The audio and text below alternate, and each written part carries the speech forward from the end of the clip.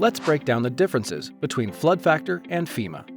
The Federal Emergency Management Agency, FEMA, is the federal agency tasked with determining whether a property must carry flood insurance.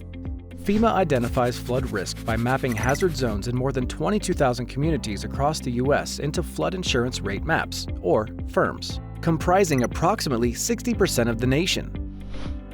The data in these maps, which are developed using the latest science and technology, represent an area's flood risk at the time the map is created, but some may be over 10 years old. So by definition, FEMA's maps are not adjusting for the reality of a changing climate and how these changes will impact the future.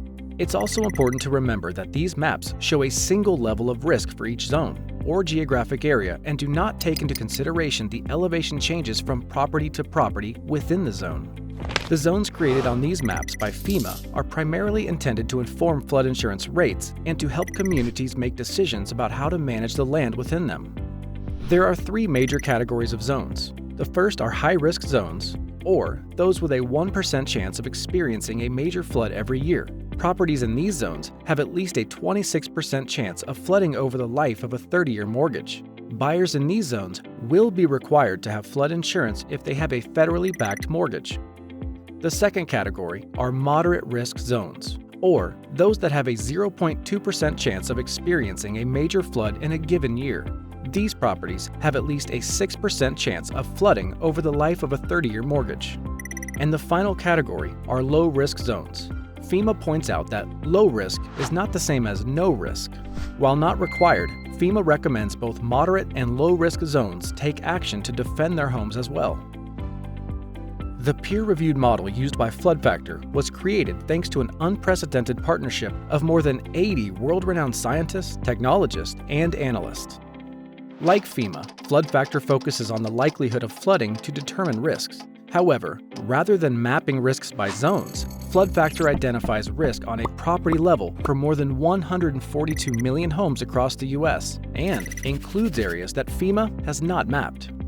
It determines risk specifically to the largest building on a property if building data is available. It also takes into account how flood risks will change over time with sea level rise and atmospheric changes over the next 30 years, so properties that might not have experienced flooding previously could still be at risk.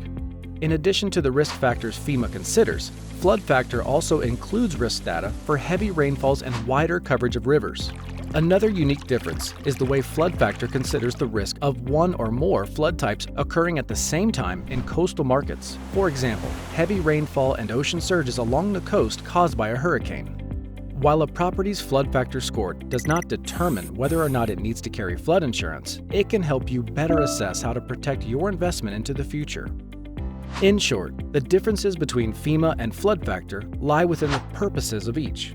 FEMA maps are used to determine development requirements for areas at risk as well as insurance rates for buyers using federally backed mortgages, and this data represents an area's flood risk at the time that map is developed. Flood Factor provides a comprehensive assessment of current and future risk for an individual property and allows users to easily view flood risk information at the property level. If one or both of these is pointing out a risk that exceeds a buyer's comfort level, this is a great indicator to connect with local floodplain professionals for additional guidance.